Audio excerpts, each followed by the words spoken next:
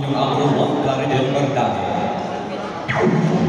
Programa hatid ay hindi aliwanag balitang mga totohanan. Ang iyong RNO2, Karen Arya. Ang salitang sira o mas kilala sa Tagalog na liwanag ay simbolo ng pag-asa para sa lahat ng sabano.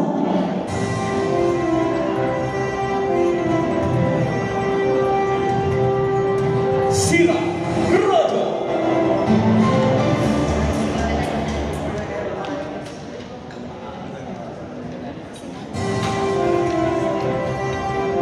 Mic testing.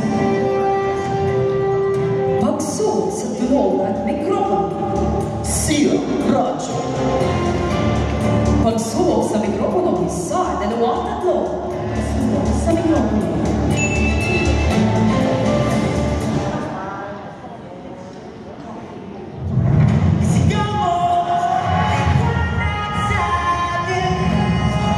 Mga balitang nagbibigay liwanag sa mga isyong napapanahon.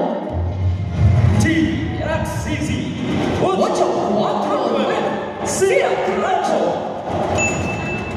Yusek Castro hindi sang-ayon sa bill ni Senador Robin Padilla ng mandatory drug testing. Limang estudyanteng timbok sa bypass operation sa Palawan. Dating spokesperson Harry Roque nakipagbangayan dahil sa humba. Buong taong MRT libreng sakay, di umano'y bugos daw. Magandang araw, Larry. Magandang araw, Karen. Madilim.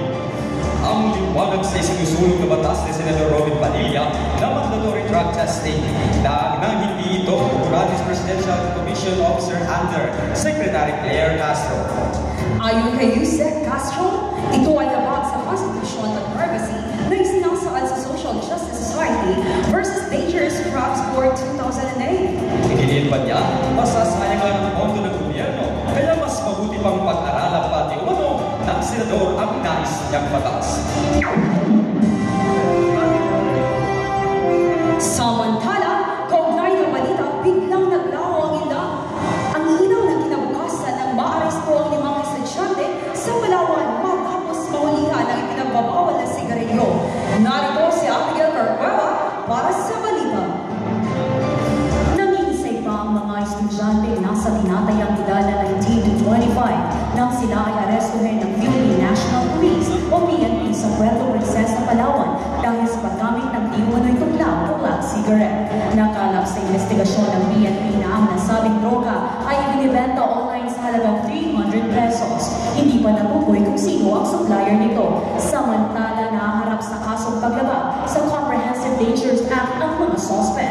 Balik sa'yo, Karen. Maraming salamat, Abby. Magbabalik ang TXCZ 849 Sira Radyo pagkalipas ng paalala nito.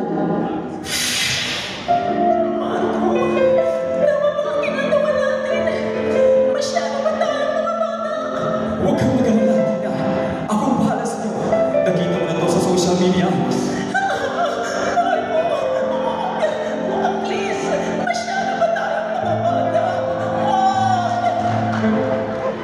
Lunes na ngayon, nagkakilala at pagsapit ng linggo, binuntis sa tiniwan mo. Panatiling bantayan ng inyong mga anak upang ang maagang pagbubuntis maiwasan. Isang paalala mula sa CBD at ng Sira Radyo. Oras sa buong Pilipinas, alauna 18 ng umaga. Sumiklab ang bangayan sa pagitan ni dating presidential spokesperson Harry Roque at nilang mga Duterte supporters dahil di umano sa humba. Narito si Charles Aldino para sa balita. Naging gulo ang sanay masayang kainan sa karawan ni Alvin Zarzate, isang supporter ni dating Pangulong Duterte, nang magkaroon ng mainit na bangayan sa pagitan ni dating presidential spokesperson Harry Roque at iba pang mga DDS. Nilinaw naman ni Zarzate na hindi humba ang dahilan ng di pagkakulungan ng kanyang mga kasamahan, kundi ang usaping politika. Samantala, humingi naman daw ng Pangulong si Roque kay Zarzate. Ito si Charles Aldino na babalita. Mga umasa sa libreng sakay sa MRT,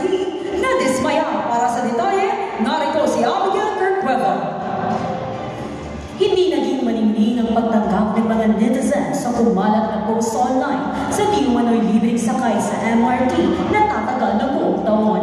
Naging tila palahisipan ng kredibilidad ng nasabing viral post nang magkitawan ng iba't ibang bersyon nito, katulad ng sa halip na libre ay discounted na lamang ang nasabing promotion. Pinabulaanan ng Verifiles Fact Check ang kumakalat na Facebook post na nagdulot ng pagkadismaya ng marami.